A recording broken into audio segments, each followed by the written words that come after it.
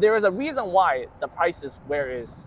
So if I see something that is a little bit lower than what I think the market value is, I start to look into a couple of things. Number one, I start to look into what's happening around the area. Is there another high rise? Is there something that must happen? Number two, what happened to the building? Why is this building cheaper than other things? Is it because the roof is super old?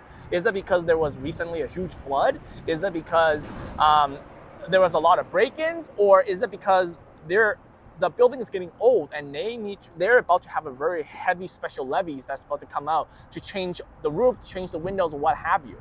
Those are all, ultimately, these are gonna become costs to the consumer who buys into it. So the people that just stops right at the price, ultimately they're gonna end up actually paying more than the people who's willing to pay a little bit more upfront and getting themselves into a safer, well-prepared building.